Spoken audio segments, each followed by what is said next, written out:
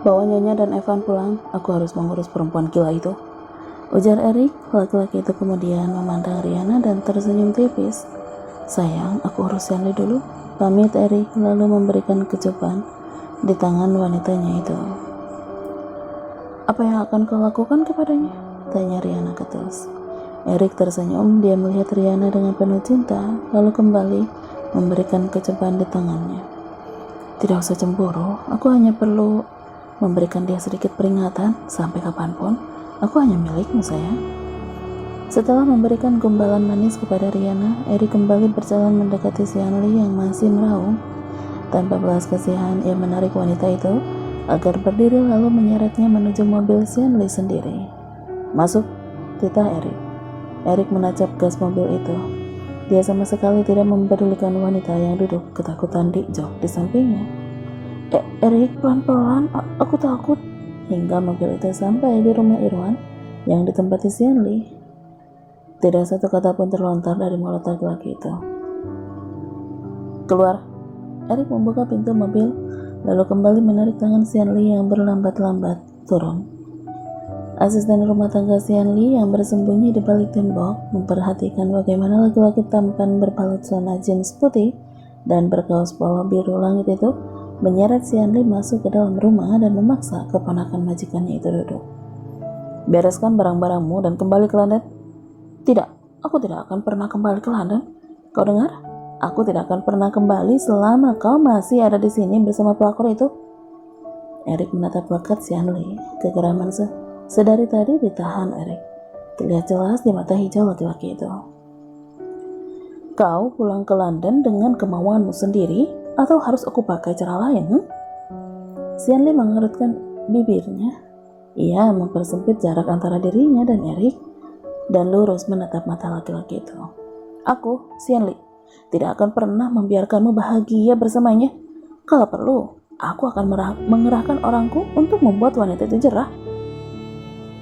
Ancam Xianli tanpa takut. Xianli, sepertinya kau sudah lupa apa yang aku katakan. Aku tidak lupa, tapi aku akan melakukan apapun untuk mempertahankan kebahagiaanku. Dan sepertinya kau tidak mengkhawatirkan keluarga suami adik kesayanganmu itu. Apa kau tidak takut Alicia akan menyalahkanmu kalau dia bangun nanti? Hah? Kalau dia tahu bahwa kakak yang ia sayangi mengorbankan kebahagiaannya hanya demi wanita kotor macam Ana, aku tidak yakin bahwa dia akan memaafkanmu. Rahang Erik mengeras, kepalan tangannya menguat hingga buku-buku tangannya memutih. Kau tidak memberikanku pilihan, Erik. Kalau kau... Erik memutar badannya, lalu beranjak pergi. Xianli terperangah, tidak menyangka dengan sikap Erik yang memilih Riana dibandingkan adiknya sendiri. Erik, kau akan menyesal kalau memilih jalan itu. Erik meminta sopirnya berhenti di pinggir jalan. Dia lantas turun untuk mendinginkan kepalanya yang terasa panas. Bayangan ancaman ibunya yang akan membuat keluarga suami Alicia bangkrut jika dia tidak menikahi Xianli, serta apa yang barusan Xianli katakan padanya, benar-benar membuat kepalanya pusing. Sialan, umpat Erik. Laki-laki itu kemudian mengambil ponselnya dan menelpon Dave, asisten pribadinya yang dia angkat menjadi General Manager Asia Pasifik dan saat ini berada di Singapura. Perlu menunggu beberapa kali deringan, barulah dia bisa mendengar suara sahabatnya itu. Ada apa bro? Ini sudah jam 12, aku baru aja mau tidur. Suara Dave di seberang terdengar malas. Dave, apa kau sudah tahu siapa pemegang saham 13% itu?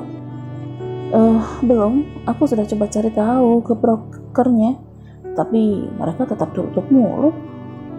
Erik memijat pangkal hidungnya. Dia menghela napas berat dan mengacak rambutnya. Bro, ada apa? Apa terjadi sesuatu? Ibu, dia mengancam akan membuat Aston bangkrut kalau aku tidak menikahi Xianli. Hembusan napas kasar dia terdengar jelas di telinga Erik.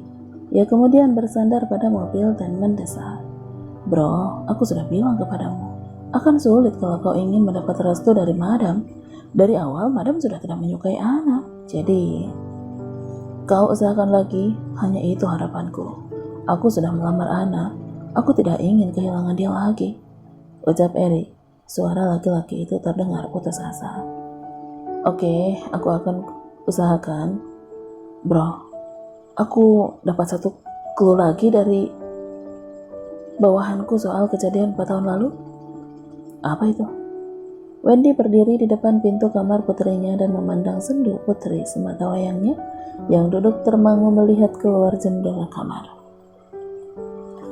Dua alasan kuat mengapa dia mempertahankan pernikahannya dengan Irwan, walaupun laki-laki itu selalu menyakitinya.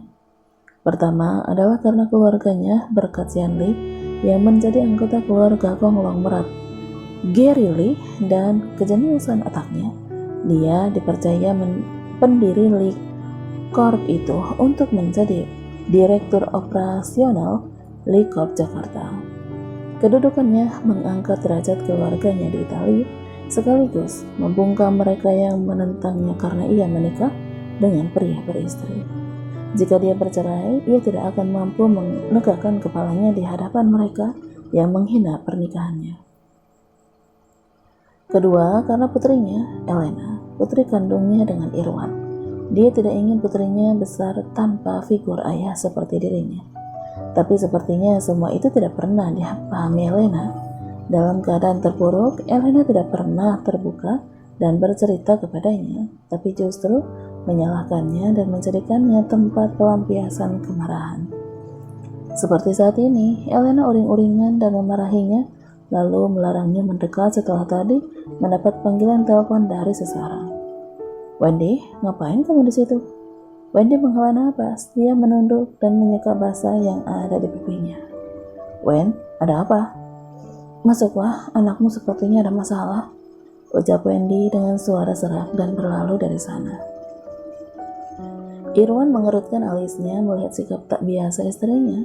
Dia kemudian melongo ke dalam kamar dan terperangah melihat kondisi kamar putrinya yang tidak karuan. Elena, ada apa ini? Tanya Irwan. Dengan hati-hati dia melangkah melewati selimut, kosmetik, pecahan kaca, dan sebagainya yang terserap di lantai. Elena melihat sejenak gayanya itu, lalu kembali menegak botol minuman keras yang ada di tangannya. Jangan ikut campur, pergi saja ke sugar babymu. Mereka lebih membutuhkanmu daripada aku, sindir Elena. Irwan mengeratkan bibirnya, dia berkecak pinggang memandang putrinya itu. Apa begitu cara berbicara dengan orang tua? Hah? Elena mendengus, dia merasa geli dengan ucapan sang ayah. Dia menegak lagi botol minuman di tangannya dan menyeringai. Elena, cukup.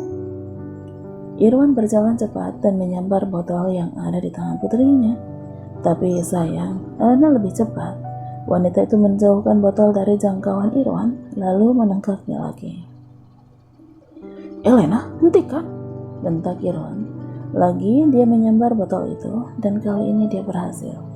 Kenapa? Kamu sekarang mau bertindak sebagai seorang ayah? Begitu? Cela Elena sambil berdiri dan tergugah. Lucu sekali.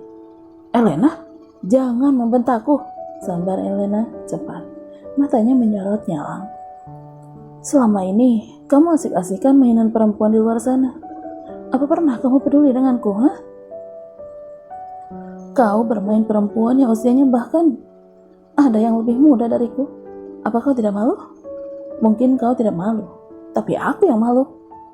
Irwan menelan ludahnya, matanya berlarian liar. Tidak ada keberanian melihat putrinya. Semua perkataan putrinya benar, ia sama sekali tidak bisa menyangkalnya. Dan sekarang, kamu mau sok-sokan akan peduli?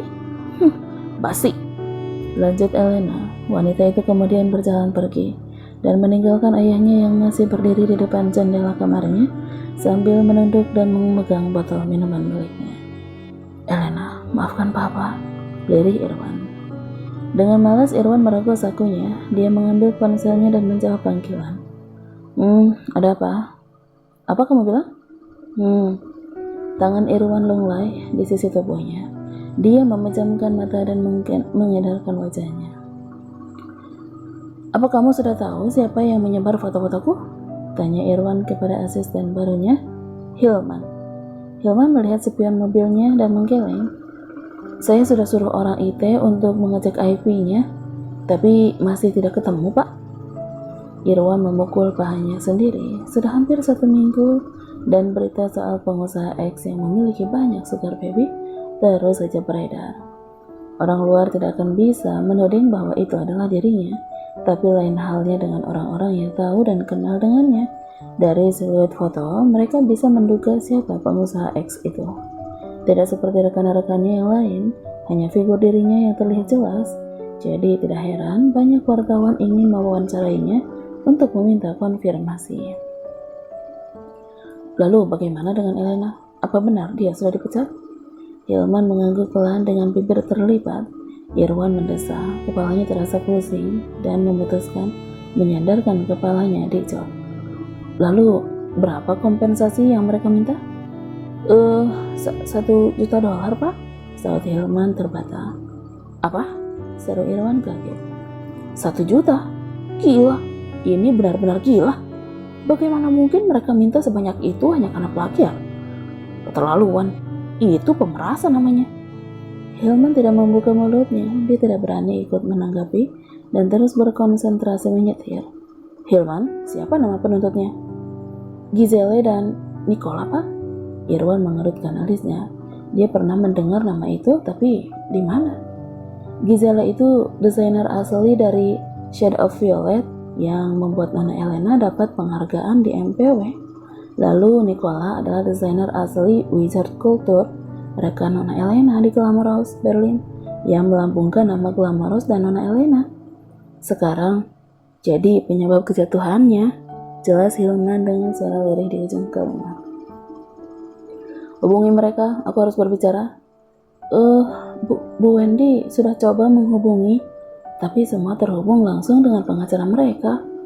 Irwan melipat bibirnya, berulang kali ia mendesah dan mengusap wajahnya. Hilman, dulu aku sudah memberikan kompensasi pada salah satu desainer. Katakan pada pengacara, apa dengan begitu aku bisa melawan balik? Baik, Pak, nanti saya akan menghubungi Pak Harfah. Ada perintah lain, Pak? Irwan menggeleng. Pembicaraan keduanya terhenti bertepatan saat mereka telah sampai di kantor Sans Media.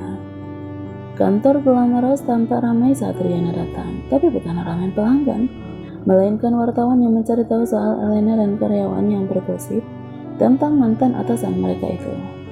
Nis, ada apa ini? Kenapa ramai sekali? Kenapa ada wartawan juga? Tanya Riana, alisnya berkerut dan melihat ke seluruh lobi dan butik. Ibu belum dengar, Bu. Bu Elena sudah dipecat dan sekarang mendapat tuntutan dari Glamorous dan desainer asli yang dia plagiat itu, Bu. Riana seketika melihat asistennya. Elena dipecat dan dituntut. Elena mengangguk. Wanita itu lantas menunjukkan ponselnya dan memberikannya pada Riana. Ibunda Evan itu terperangah kalau membaca berita yang ada di internet. Oke, terima kasih. Aku ke kantor dulu. Pamit Riana tergesa. Wajahnya terlihat berbeda. Lisa yang melihatnya merasa aneh dengan ekspresi atasannya itu. Bu Teresa kenapa? Bukannya dia seharusnya senang? Gumam Lisa sambil menggarukkan kepalanya dan berjalan kembali ke mejanya yang berada di dekat kantor Riana. Sementara itu Riana segera meletakkan tasnya dan meraih ponsel. Dia menghubungi nomor yang pernah Ida berikan kepadanya, namun tidak ada jawaban. Lah, kenapa nggak dijawab sih? Kesal Riana. Wanita itu kemudian melihat berita Elena di internet dan mengusap kepalanya. Apa yang sudah terjadi? Siapa sih yang bikin kacau rencanaku ini? Riana kembali mencoba menghubungi nomor itu, tapi kali ini bukannya tidak diangkat, melainkan sibuk. Riana menghempaskan bokongnya di tempat duduk dan memandang kesal.